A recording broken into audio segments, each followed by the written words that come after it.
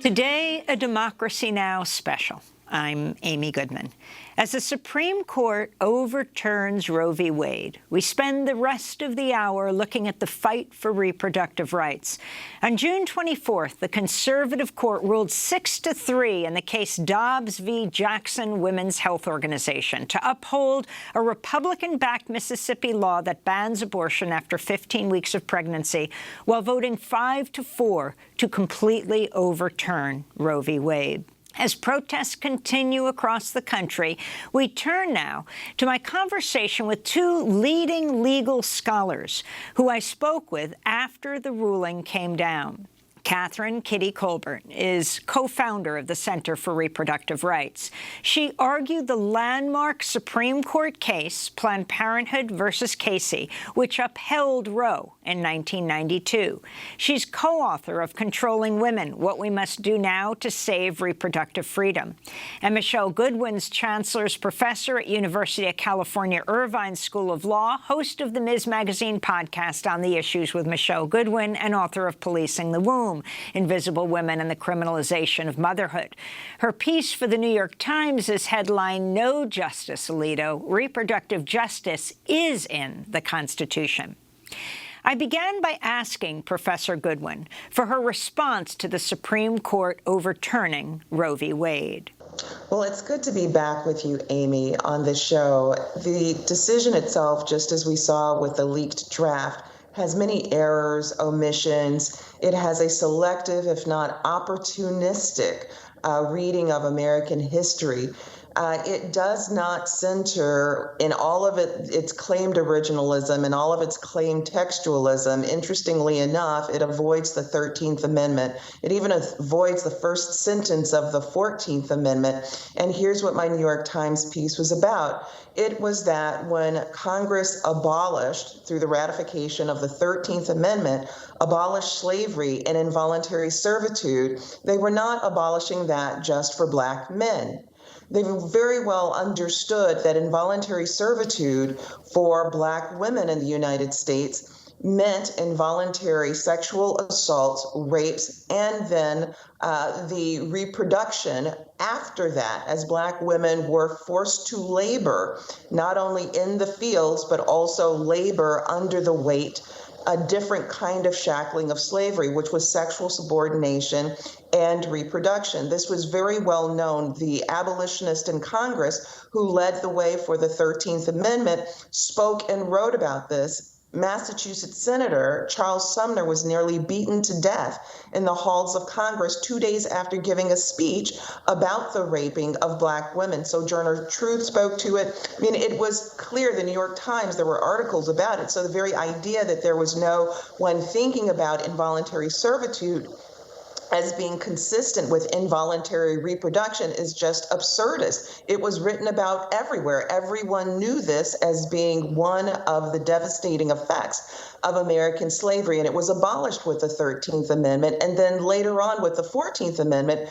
it was still recognized that Black women were psychologically, physically, and reproductively still being harmed in southern states. Their children were being denied citizenship. Their children were being snatched and taken away from them.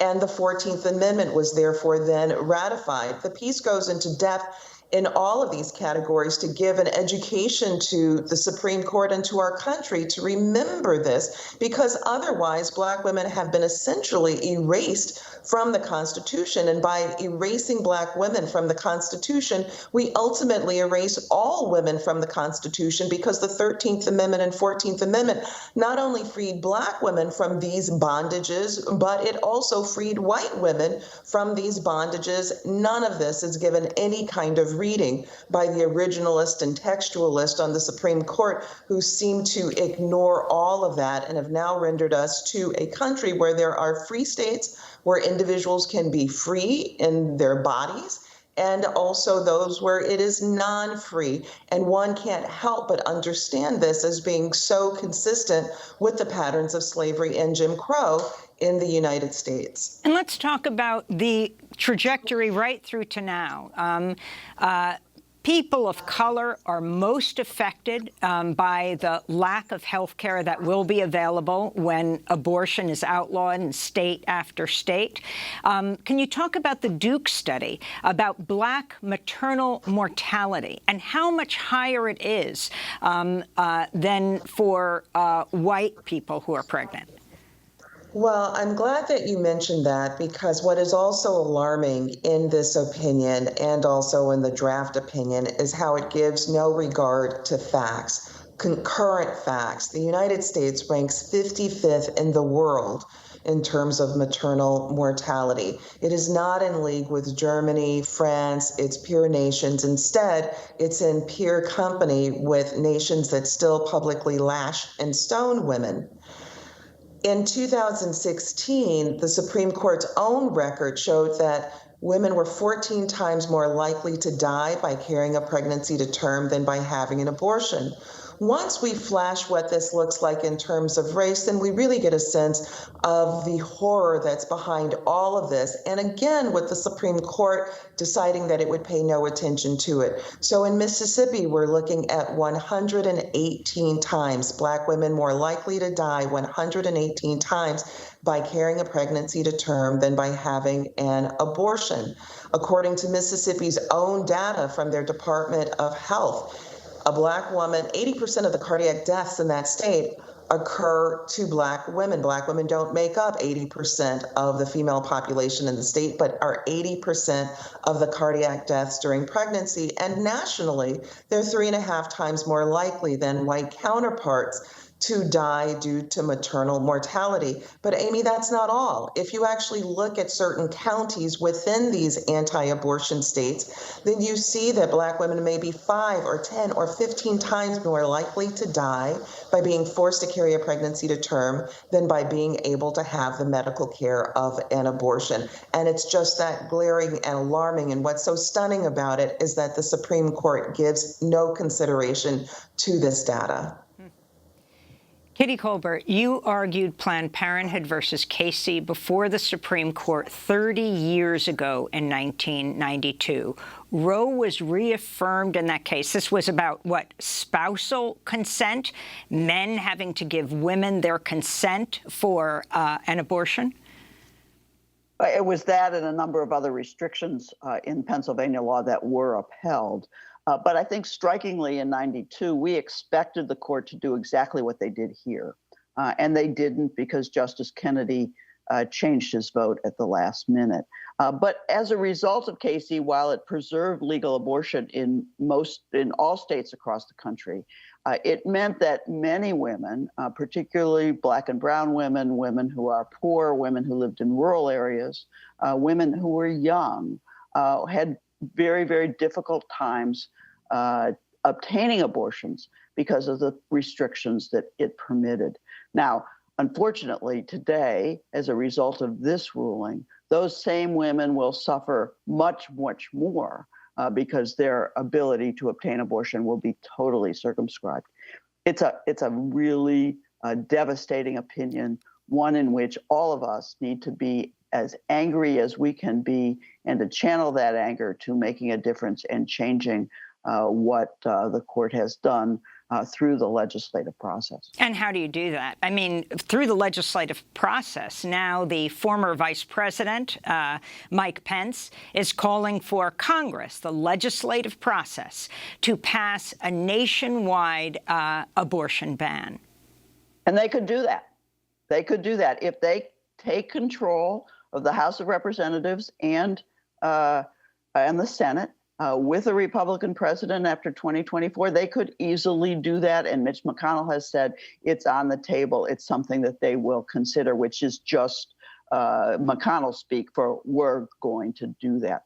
Our response has to be to keep control of the House, to win a majority in the Senate that includes 2 additional senators who are willing to bypass the filibuster rule and pass statutory protection for women.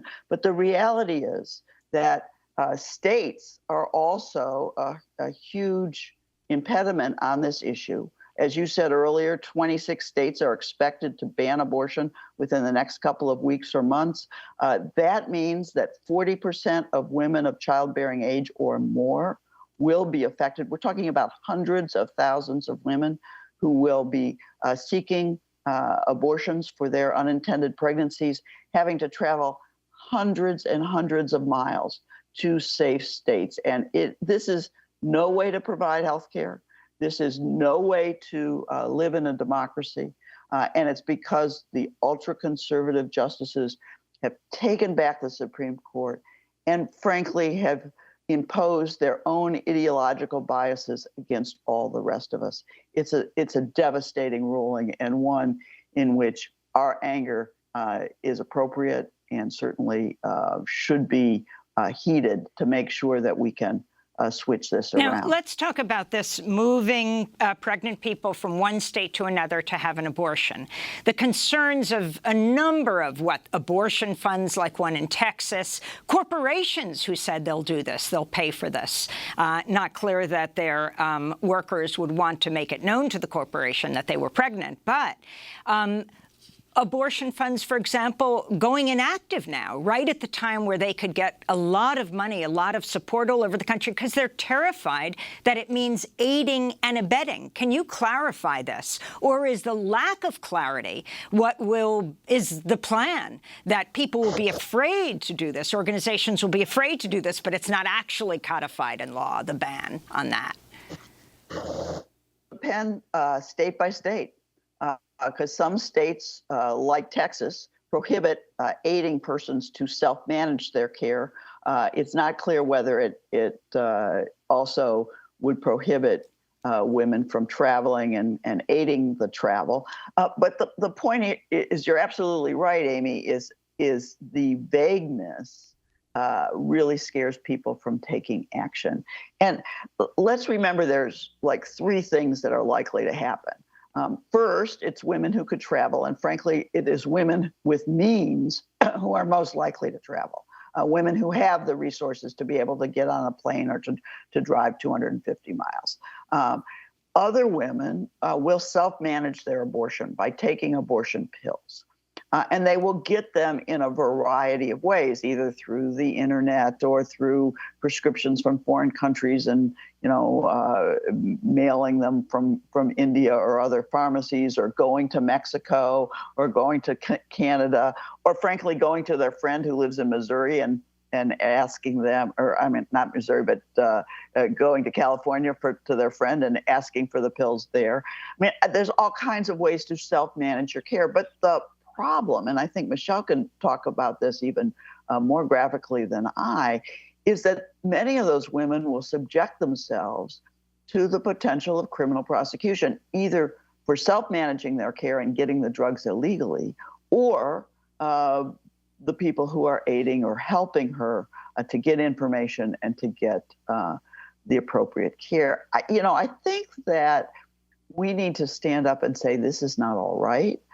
Make lots and lots of noise. Make sure that these prosecutors who are adamantly opposed to abortion are taken out of office and defeated at the next election. And all of this will take time and will take effort and will take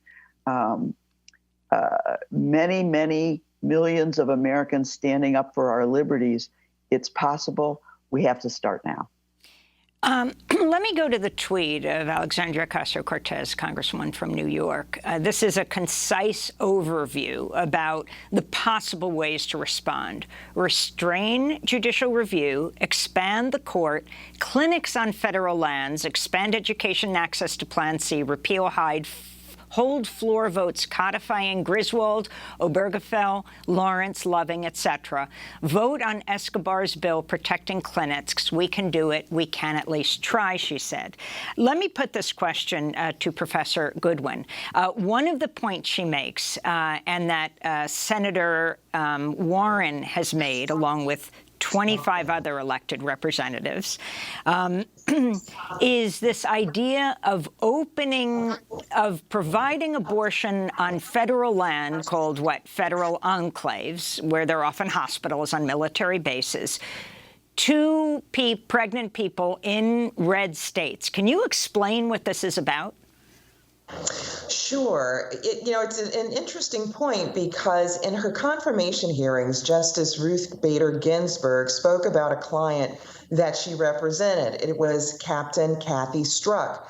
This was before Roe v. Wade, and Captain Strzok was in the military and she was pregnant. She actually wanted to carry her pregnancy to term. The military required at the time that if you were in the military and a woman and pregnant, you must have an abortion or leave the military. Captain Strzok wanted to stay pregnant. Ruth Bader Ginsburg thought that this would be a great case to challenge the laws that criminalized abortion, as in states stay off, government stay out of reproductive health care, let women decide on their own. Instead, it was the case that was Roe v. Wade, as we understand it, that the Supreme Court then ruled on 7-2 in 1973. But if you think about what Justice Ruth Bader Ginsburg was trying to do at that time and what Captain Kathy Strzok wanted, it was that on military bases, abortions were already accessible, available, and in fact, if you were an employee of the military, you had to have an abortion rather than keeping your pregnancy. And so this idea is actually a long-standing idea because it's already been in practice on military bases. Even before Roe v. Wade, women were able to get abortions if they were in the military. And so opening up these federal enclaves for this kind of reproductive health care is meaningful for not just a reaction to Dobbs, but there are medical deserts, reproductive health care deserts all across the country. And there is a dire need for people to get the reproductive health care that they need. So even if we had not seen the result of this Dobbs decision, that would have been a smart thing to do, particularly given the very high rates of maternal mortality and morbidity in the United States that connects to a number of issues, but one of them being that there is not good reproductive health care that's accessible for so many vulnerable people who live in these areas where it is very hard to find a clinic or a hospital to provide basic health care, including reproductive health care. Finally, Kitty Kolbert, Thomas's concurrence, Justice Thomas's concurrence, where he writes that we should move on from here to gay marriage, to contraception. Can you talk about this? Yeah, I think he's the only one on the court in the majority that is willing to tell the truth. Justice Alito seems to backpedal and say, well, he doesn't think the only rights that are affected are abortion rights. Well, that's just bunk. I mean, the reality is the rationale that the court used to overturn Roe and Casey is equally applicable to a whole range of what are called unenumerated rights, or rights that aren't specifically listed in the Constitution, but derive from our notions of liberty and equality. And that includes contraception, that includes gay rights, it includes trans rights, it includes end-of-life care, it includes the ability to make decisions about one's child's education. There's a host of liberty. The right to travel isn't mentioned specifically in the Constitution. So there's a host of interests that are at play here.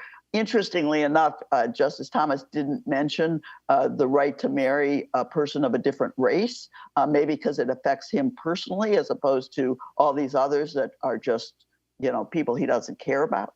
But the reality is I do think that this ruling is extremely, extremely broad. It is written in a way that can expand. And frankly, state legislators are already attacking us, attacking contraception, attacking trans people, attacking gay marriage in a host of ways.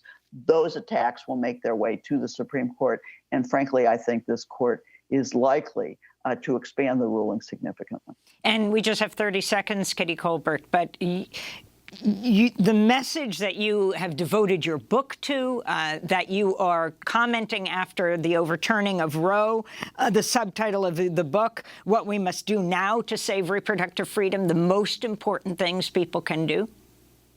Yeah, 3 things. 1, help women. 2, get active politically. That is, get involved in electoral politics. You may not like it, but we have to do it.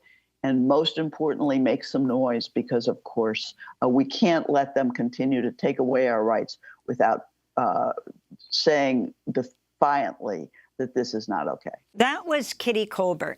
She argued the landmark Supreme Court case, Planned Parenthood versus Casey in 1992, which upheld Roe.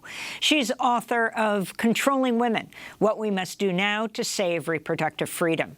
When we come back, we'll continue our conversation with law professor Michele Goodwin, chancellor's professor at the University of California, Irvine School of Law. We'll speak with her about her New York Times essay, I Was Raped by My Father and Abortion Saved My Life. Back in a minute.